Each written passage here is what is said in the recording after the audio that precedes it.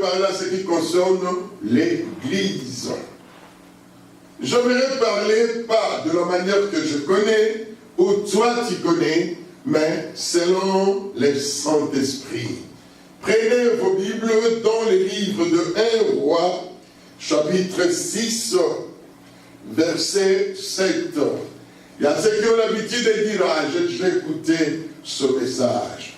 Mais non, chaque fois que nous lisons la parole de Dieu, bien-aimés en Jésus-Christ, croyez que Dieu est en train de me parler une nouvelle chose. Dieu est en train de me révéler une chose que je ne connais pas ou que je n'ai pas bien maîtrisée. Oh Seigneur, merci. Quand tu entends la parole de Dieu, il faut dire dans ton cœur, Seigneur, je te remercie pour ce message.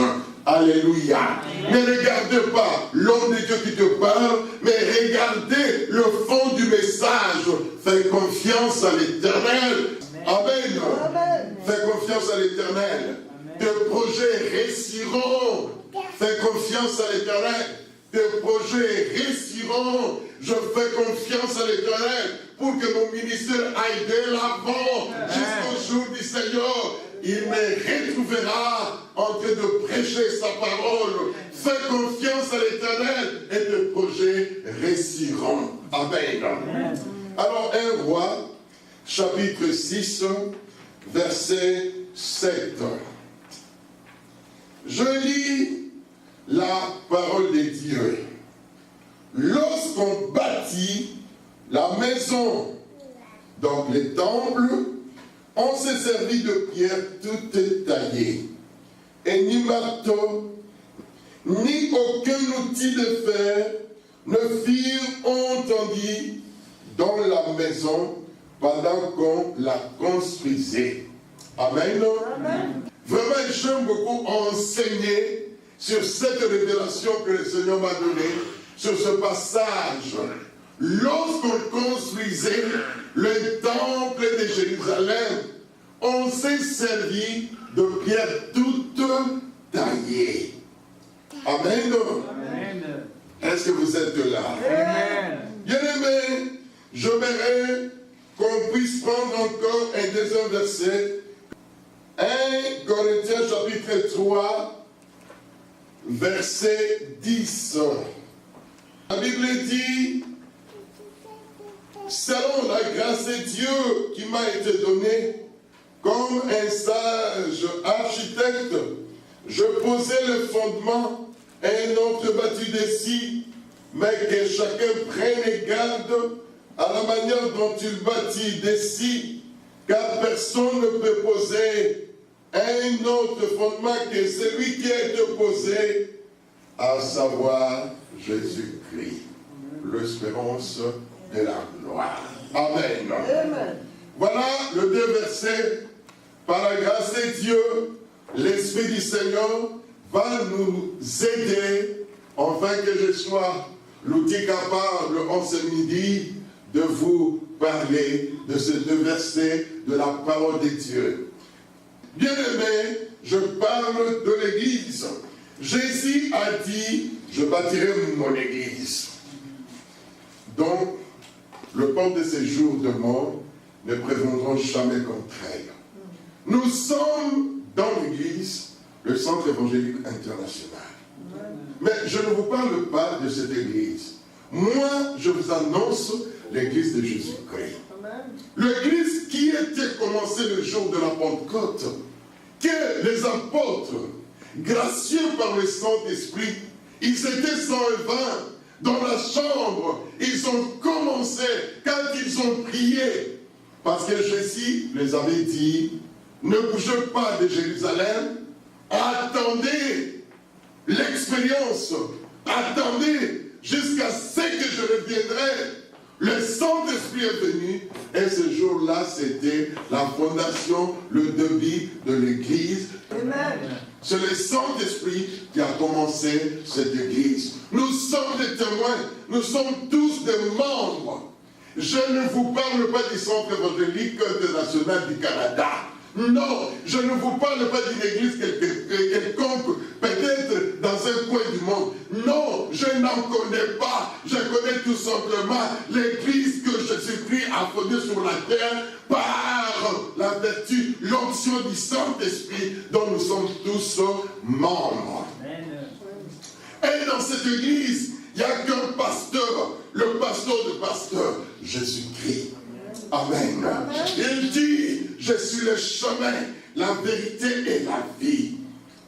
Et cette église qui est en train de donner des nouvelles expansions dans le monde entier, enfin qu'on puisse prêcher la bonne nouvelle.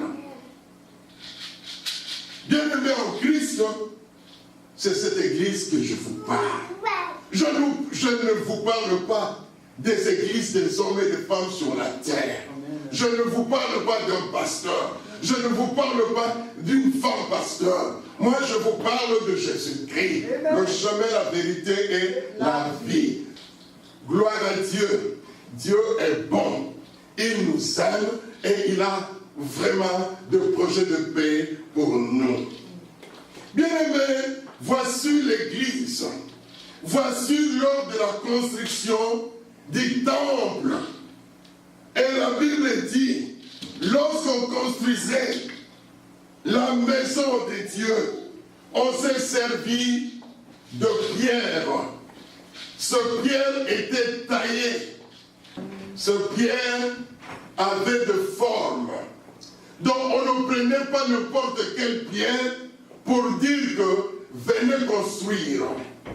Mais ce pierre était taillé, modelé. Ce pierre avait pris une forme spéciale que les tailleurs de pierre, ou je dirais même de maçons, dans la carrière, donnaient à la pierre. Est-ce que vous saisissez? Je dis ceci, quand nous venons à l'église, ce n'est pas à nous de dire je fais ceci, je vais devenir pasteur, je vais devenir ceci. Non, c'est le Saint-Esprit qui donne, c'est le Saint-Esprit qui forme. Quand nous venons à l'église, le Saint-Esprit a arrangé une place où lui-même nomme la carrière. Amen. La carrière, c'est un endroit de taille, qu'on brise de pierre, qu'on donne une forme aux pierres. Amen. Amen. Et le Saint-Esprit, quand j'ai dit, j'aime Jésus, j'ai accepté Jésus dans mon cœur, dans mon âme, dans mon esprit, à partir de maintenant, je me fais chrétien, je deviens chrétien par la grâce de Dieu. Dieu, je te donne mon cœur. Jésus, dirige-moi. Le Saint-Esprit te prend. Amen. Amen. Il t'amène dans cet endroit-là, la carrière, et il te brise. Amen. Amen. Ce n'est pas facile. Il te tord et il commence à te donner une nouvelle forme. C'est pour cela, bien-aimé, si on est dans l'église, si tu vois quelqu'un des années dans l'église, et ce quelqu'un-là ne change pas, il n'est pas encore été taillé, brisé par le Saint-Esprit. Ce quelqu'un-là n'a pas de forme. Ce quelqu'un-là, physiquement, il est dans l'église, mais spirituellement, il n'est pas membre de l'église de Jésus-Christ. Il ne fait pas partir du corps de Christ. Et celui-là dans l'église, il vivra comme le monde, les gens du monde. Il verra des choses comme le monde le voit. Or, nous ici, nous voyons des choses selon le Saint-Esprit. Nous écoutons la voix de Dieu parce que nous avons accepté que le Saint-Esprit nous brise, que le Saint-Esprit nous donne une autre forme. Amen. Amen. C'est pour cela nous sommes plus des orgueillés. C'est pour cela nous ne courons plus derrière les griffes. Ah, il faut toujours que je mette cette chemise-là d'un tel montant. Non, non, nous courons vers la volonté de Dieu. Nous courons pour faire la volonté de Dieu. Nous courons pour bénir nos assemblées. Amen. Alléluia. Amen. Bien-aimés en Jésus-Christ, le Seigneur est bon. La Bible dit, car Dieu a tant aimé le monde, il a donné son Fils unique, afin que quiconque croit en lui ne périsse point, mais qu'il ait la vie éternelle. Nous avons la vie éternelle, même si nous manquons de choses ici-bas. Frères et sœurs, contentez de ce que tu as et bénis Dieu. Contentez de ce que Dieu te donne. Bénis l'Éternel. Comme David dit, mon âme bénit l'Éternel, mon esprit se réjouit de sa présence. Je chercherai l'Éternel tant que je vivrai sur la terre. L'Éternel est l'objet de mon partage. L'objet de ton partage. Voilà, pour la construction du temple de Jérusalem, on s'est servi de pierres taillées. Qu'est-ce que cela veut dire? On dit ceci dans 2 Corinthiens 5,17, si quelqu'un est en Christ, il est une nouvelle créature. Les choses anciennes sont passées, voici, toutes choses sont devenues nouvelles. Donc, ce sont des hommes et des femmes qui ont vraiment expérimenté ce qu'on appelle la nouvelle naissance. Des hommes et des femmes qui ont dédié leur vie à Jésus-Christ. Des hommes et des femmes qui font confiance en la parole de Dieu.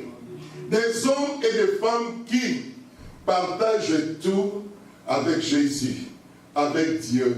Cela signifie qu'ils partagent aussi tout avec quoi? l'Église. Es-tu prêt à partager avec l'Église? Es-tu prêt à dire, à demander au pasteur quels sont les besoins de l'Église? Quels sont les besoins financiers de l'Église? Amen. Quels sont les besoins financiers de l'Église? Est-ce que tu peux demander au pasteur? Est-ce que tu peux dire, pasteur, je prends acte pour ce besoin de l'Église? Es-tu prêt pour dire à notre grand mouvement Vision Christ Action, pasteur Mayangui, quels sont les besoins de la Vision Christ Action? Es-tu prêt à le faire? Es-tu prêt? Parce que Jésus dit, si quelqu'un veut de moi, qu'il se renonce à toutes choses. Et qui s'en charge de quoi? De sa croix. Bien-aimés, ce ne sont que ceux qui invoquent le Seigneur avec un cœur pur.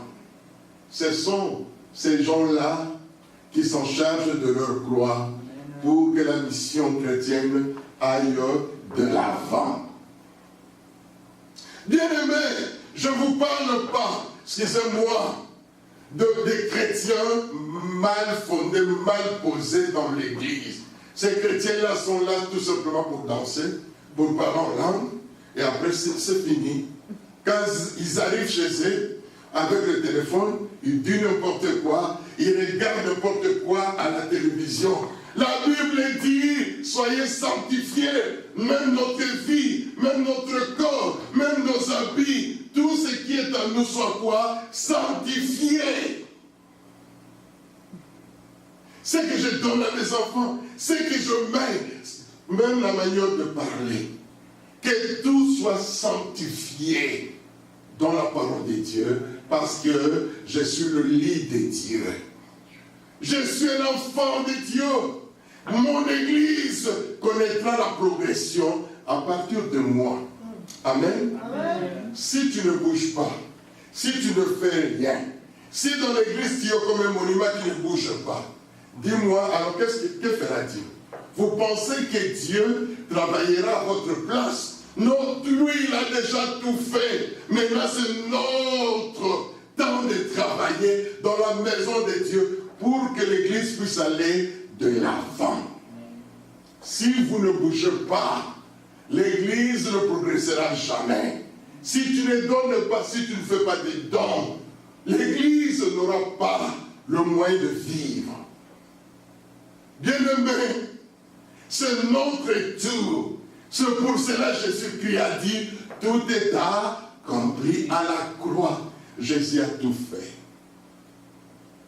soyez une pierre vivante. Dieu vous bénisse. Prions le Seigneur. Éternel, je remets la prédication de ce midi entre tes mains. Dieu l'éternel, Jéhovah Jireh, tu dis la chose accomplie. À toi la gloire, la louange, la magnificence. Merci Seigneur de me conduire, afin que je sois l'instrument du jour, Seigneur que tu as choisi pour